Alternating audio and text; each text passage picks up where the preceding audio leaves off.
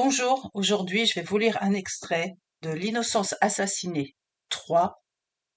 La peur change de camp. Prologue 2018. Vous devriez parler, vous savez, expliqua Edmond. Pourquoi elle et pourquoi aujourd'hui? Justine s'était inscrite au concours d'entrée de la police dans l'espoir d'y faire carrière derrière un bureau, ce qu'elle avait entamé il y a peu. Elle gérait les dossiers sensibles au sein de la brigade de Lille. Autant dire qu'elle ne se voyait pas sur le terrain et encore moins risquer sa vie. C'était sans compter sur l'affaire des tueurs de Berck-sur-Mer. Tout un commissariat décimé, ainsi que les familles des flics travaillant, excepté le capitaine, logé chez sa belle-mère en attendant sa prochaine affectation. Comment aurait-elle pu imaginer être enlevée pour ce genre d'informations? Elle était l'une des rares à demeurer dans le secret. Et le salopard qui se tenait face à elle l'avait appris. Dieu seul savait comment. Avec de l'argent, on obtenait tout dans ce monde pourri. Justine se voyait déjà morte. Elle qui devait se marier dans un mois, entourée de ses deux petits anges. Aujourd'hui, elle avait conscience qu'elle ne les serrerait plus dans ses bras, son kidnappeur se montrant au visage découvert.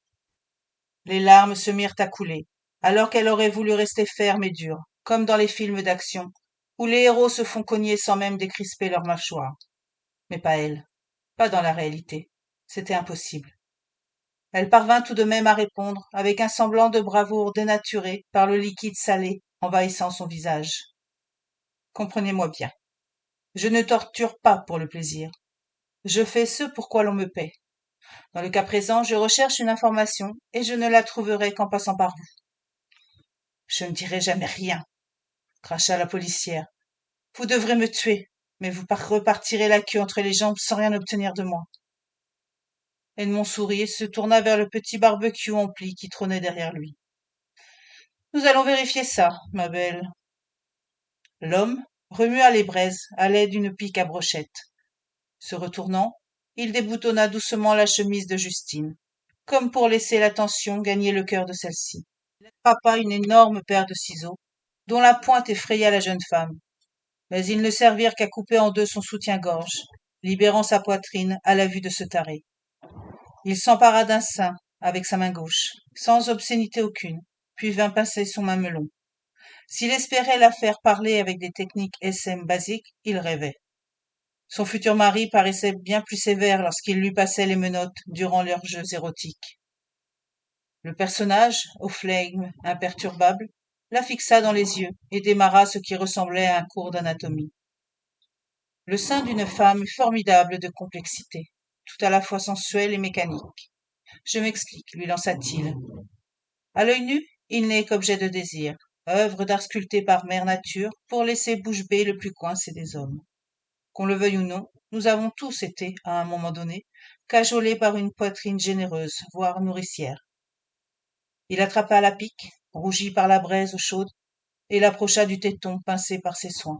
Si l'on creuse un peu, on s'aperçoit qu'il s'agit en fait d'une usine d'une incroyable modernité, où tout se fabrique sans qu'aucun PDG ne contrôle rien.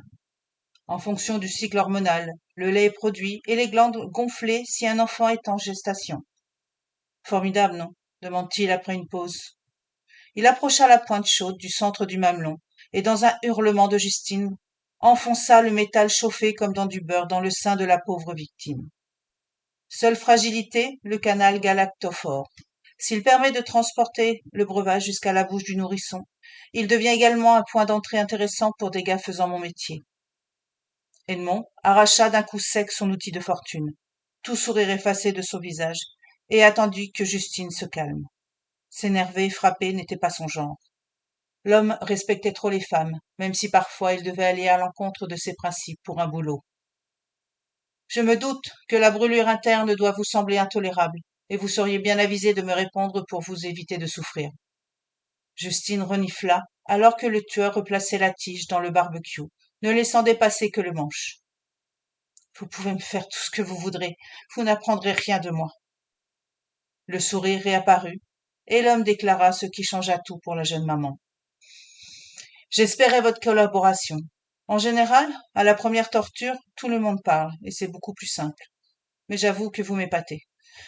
Je dois vous signaler que si vous résistez avec bravoure, Il n'en sera pas de même pour vos enfants et votre mari. Justine paniqua à ces mots, ne pouvant que bafouiller un Pourquoi? Si je n'obtiens pas ce que je veux, mon patron sera vraiment très énervé. Dans ces cas-là, expliqua-t-il en prenant tout son temps, il me demande d'éliminer dans la douleur tout l'entourage du supplicié ayant refusé de répondre. Comprenez-vous à présent? La policière éclata en sanglots. Elle réclama la pitié de son bourreau, tout en sachant que sa vie allait prendre fin, sans aucun honneur possible, car elle allait donner l'information. Cela devenait une certitude. Croyez-moi, ajouta-t-il, je perçois votre désarroi. Je vous promets que vous ne souffrirez pas et que je ne toucherai pas votre famille. Je ne fais pas ça pour le plaisir, mais c'est mon travail. Donc, plus vite vous me répondrez, plus vite j'en terminerai avec vous, en douceur. Sinon, nulle nécessité d'en raconter de plus. Il reprit sa pique rougie, attrapa le second sein, la fixant bien dans les yeux, mais il n'eut pas besoin d'aller plus loin. Justine communiqua tout ce qu'elle savait, et l'homme l'en remercia. Il lui injecta un puissant somnifère en lui disant au revoir, puis il lui trancha les veines, la laissant se vider de son sang sans souffrir, comme promis. Il aurait pu la droguer de manière à effacer totalement les souvenirs de ces instants, mais il avait pour impératif de la voir disparaître, afin de leur donner du temps pour leur mission première. L'homme s'empara de son téléphone, appuya sur un contact, et parla sans attendre le moindre son de voix. C'est Edmond, j'ai votre information. Paul gesticulait dans tous les sens, comme une marionnette dirigée par un alcoolique. Reculant sous les impacts, il se vidait de son sang dans les geysers improbables, possibles dans ce genre de cauchemar au ralenti, histoire pour Roger de profiter au maximum des derniers instants de son fils. D'après ce qu'il avait appris, laissant son cerveau modifier la réalité pour son plus grand malheur. L'une des balles traversa le tibia et emporta dans son élan chair, hémoglobine et esquille d'os. Le corps s'écroula dans l'herbe. Le parrain hurla dans son sommeil à la vue de Paul, grimaçant de douleur, le plastron rougi de liquide visqueux. Un son anormal dans cette scène d'horreur l'aida à sortir de sa léthargie nocturne, et il souleva les paupières. On frappait à sa porte. Le vieil homme se vêtit de sa robe de chambre et s'empara de sa canne avant d'aller ouvrir à son majordome. Bonjour, monsieur. Comme monsieur me l'a demandé, je le réveille pour qu'il puisse se préparer pour l'enterrement de monsieur votre fils. Roger jeta un bref merci avant de refermer pour se diriger vers sa salle de bain. La journée s'annonçait longue, mais il espérait de bonnes nouvelles pour agrémenter celle-ci d'un peu de joie. Son meilleur élément bossait sur l'affaire, et il ne doutait pas de sa réussite. Edmond parvenait toujours à ses fins. Homme intègre, travaillant pour la famille depuis son plus jeune âge et ayant servi aux côtés de son fils, il était devenu son ami, ce qui augmentait les perspectives de succès, car il désirait le venger lui aussi.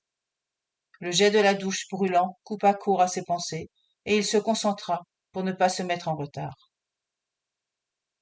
Le dos courbé, Roger Fratelli avançait sur le chemin du cimetière, où la chair de sa chair, son fils unique, allait finir son existence. Il repensait à lui, enfant, courant dans les couloirs ou tirant son premier chevreuil. Tout petit déjà, il aimait tuer. Il se rappela son court passage à l'armée avec fierté, avant de rejoindre les affaires familiales. Paul possédait tout pour lui, l'autorité naturelle, le physique fort et la beauté des mâles alpha. Il aurait dû prendre sa place depuis longtemps s'il n'avait pas eu ce talon d'Achille, ce besoin impérieux qui l'avait poussé à créer cette armée de bâtards et l'avait entraîné vers sa perte. À vouloir venger l'une de ses progénitures, il s'était attaqué à plus gros que lui, la police française. Edmond est parvenu à obtenir l'information. Roger faillit sursauter.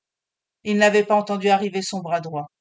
Ne jamais montrer sa surprise, toujours paraître sûr de soi. Voilà ce qu'il suivait comme conseil depuis son accession au trône de parrain le plus respecté de son beau pays. Je n'en doutais pas, répondit-il sans tourner la tête. Joseph Spurade se terre chez sa belle-mère, un patelin un peu plus bas que Boulogne-sur-Mer. La vieille ne porte pas le nom de sa fille. L'idéal pour se cacher. La maison est isolée, un grand terrain pour bien préparer l'assaut. Ça ne devrait poser aucun problème, monsieur. Rogier sourit à l'idée du mot assaut. Cela allait être un massacre et il s'en félicitait.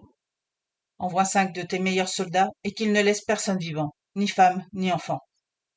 Oui, monsieur, ne vous inquiétez pas, il ne les verra pas arriver. Le lieutenant Spurade ira bientôt s'expliquer devant votre fils. Faites confiance à mon rejeton pour lui apprendre les bonnes manières, ce petit con. Il va regretter d'avoir survécu à Paul. Parole de Fratelli. Le mafieux bifurqua pour se rendre devant le caveau familial, et son homme de main sut que la discussion était terminée. Il passa le message de mettre en route la mission d'annihilation d'Espiorade, et resta à distance respectable de son patron pour ne pas risquer ses foudres. Voilà pour cet extrait, j'espère qu'il vous a donné envie de découvrir la dernière saison de L'innocence assassinée de David Diez. Je vous souhaite une belle journée et je vous dis à très bientôt. Au revoir.